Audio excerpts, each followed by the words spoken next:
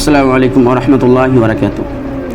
সম্মানিত উপস্থিতি, আমরা ছোটোখাটো অনেক কিছুই আমরা আমল করে থাকি, কিন্তু আমাদের যে ছোটোখাটো বিষয়গুলো যেগুলো ইমানকে আমাদের সতেজ করে, ইমানকে মজবুত করে, সেই সব ছোটো ছোটো ইমানের অঙ্গগুলো আমরা উপস্থাপন করি না। তো সেগুলো কি একটু আপনাকে জানার চেষ্টা করব। বুখারিতে আপনার প্রথমের দিকে আছে, দেখবেন যে প্রথমে বুখারিতে আছে আপনার মিসকিন ব্যক্তি বা গরিব মিসকিনের খাদ্য দান করা কেমন। বাব ইতআমুত তাআমি মিনাল ইসলামে, খাদ্য খাওয়ানো ইসলামে অন্তর্ভুক্ত। খাদ্য মানুষকে খাওয়ানো, দাওয়াত দেওয়া, এটি একটি ইসলামের অঙ্গ। ওমর রাদিয়াল্লাহু তাআলাতে বর্ণিত, তিনি বলেন, নবী করিম সাল্লাল্লাহু আলাইহি ওয়াসাল্লাম বলেন, আইউল ইসলামু খায়রুন ক্বালা তুতিমুত তাম ওয়া তাকরাউস সালাম আলা মান আরাফতা ওয়া মান লাম তা'রিফ। আব্দুল্লাহ ইবনে ওমর রাদিয়াল্লাহু তাআলা তিনি বলেন, জৈনক ব্যক্তিকে আল্লাহর রাসূল সাল্লাল্লাহু আলাইহি সাল্লামকে জিজ্ঞাসা করলো, ইসলামের কোন জিনিসটি উত্তম, ইসলামের কোন জিনিসটি উত্তম। তিনি বললেন, তুমি খাদ্য খাওয়াবে ও চেনা অচেনা সকলকে সালাম দেবে। এই দুটি ইসলামের কি একটি সৌন্দর্য বা ইসলামের একটি ইমানের একটি অঙ্গ। খাদ্য খাওয়ানো, পরিচিত এবং অপরিচিত। আপনি আপনার মসজিদে কোনো মেহমান আসলে বা আপনার রাস্তাঘাটে কোনো ফকির মিসকিনকে দেখলে আপনি কি করবেন, সেখানে সেই ব্যক্তিকে দাওয়াত দিবেন এবং কি করবেন, আপনি সালাম দিবেন। সালাম দেওয়া একটি নবী করিম সাল্লাল্লাহু আলাইহি সাল্লামের সুন্নাত। তাই একে অপরকে সালাম দিবেন দেখা হলে, এটা একটি ইমানের অঙ্গ। তারপরে নবী করিম সাল্লাল্লাহু আলাইহি সাল্লাম ইমানের আরেকটি অঙ্গ কি বলছেন, যে বাবু মিনাল ঈমান আন ইউহিব্বা লি আখিহি মা ইউহিব্বা লি নাফসিহি।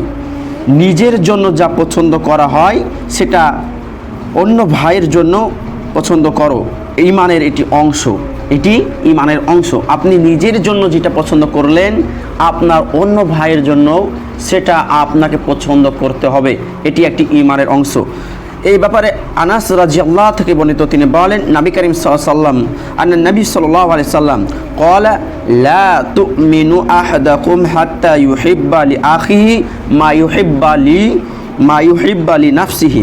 আনাস রাদিয়াল্লাহু থেকে বর্ণিত, নবী করিম সাল্লাল্লাহু আলাইহি সাল্লাম বলেন, তোমাদের কেউ প্রকৃত মুমিন হতে পারে না যতক্ষণ না সে তার ভাইয়ের জন্য সেটাই পছন্দ করবে যা তার নিজের জন্য পছন্দ করে। তাহলে এখান থেকে বোঝা গেল, একজন মুমিন ব্যক্তি হতে গেলে তাকে সে নিজের জন্য যা পছন্দ করবে, অন্যের জন্য সেটাই পছন্দ করবে। সে যেমন চায় তার নিজের ছেলেটা কখনোই নেশাগ্রহ অবস্থায় পড়ে থাকুক, এরকম চাই না। সে কখনোই চায় না তার ছেলে, তার স্ত্রী, তার মেয়ে, তার পরিবার একটি বেপরদা চলাফেরা করুক। সে কখনোই চায় না সে তার সন্তানকে খারাপ দিকে নিয়ে যাক। ঠিক সেই রকমভাবে আপনার প্রতিবেশীর সন্তানকে যদি আপনি নিজে চোখে আপনি দেখেন নষ্ট হয়ে যাচ্ছে, আপনার কর্তব্য যেমনভাবে আপনার সন্তানকে আপনি ওই খারাপ কাজ থেকে বেঁচে থাকার নির্দেশ বা উপদেশ দিচ্ছেন বা নিষেধ করার চেষ্টা করছেন, ঠিক ওইভাবে আপনার আরেকটি প্রতিবেশী ভাইয়ের প্রতি, প্রতিবেশী ভাইয়ের সন্তানের প্রতি কী করবেন, স্নেহ মায়া মমতা দিয়ে তাদেরকে কী করবেন, তারা যেন নষ্ট না হয়ে যায়, তারা সেই ব্যবস্থা করবেন। আবার খাদ্য খাওয়ানোর দিক দিয়ে আপনি এক খাদ্য খাচ্ছেন, একটি খাবার খাচ্ছেন, আর অন্য খাদ্য অন্য খাবার যেটি নিচু মানের খাবার সেটি আপনি আপনার গরিব মিসকিন ভাইকে দিচ্ছেন, এরকমটা করবেন না। আপনি যেই রকম মানের খাবার খাবেন আপনি সেই রকমের মানুষকে দিবেন। আর আপনি যেটা পছন্দ করবেন না ওটা মানুষের জন্য নির্বাচন করবেন, আপনি যেটা পছন্দ করবেন ওটাই মানুষের জন্য নির্বাচন করবেন। আপনি একটি গরিব মিসকিনকে দান করছেন 500 টাকা বা 200 টাকা বা শাড়ি বা জামা, আর আপনি ক্রয় করছেন 1000 টাকা, আবার সেই লেভেলের, এটা করবেন না। আপনি যেটা করবেন সেটা অন্যের জন্য করবেন, আপনি যেটা করবেন না সেটা অন্য করবেন না। আপনি কোনো একটি কাজ দেখছেন খারাপ কাজ, আপনি নিজে পাস করছেন না, আপনার দুর্নাম হয়ে যাবে বলে, কিন্তু অন্য ভাইকে দিয়ে করাচ্ছেন, এরকমটা করবেন না। এই দুটি ইমানের অংশ। তাই এই দুটিকে আমাদেরকে কি জানতে হবে, বুঝতে হবে এবং নিষেধ করার চেষ্টা করতে হবে, পালন করতে হবে। তাই প্রশ্ন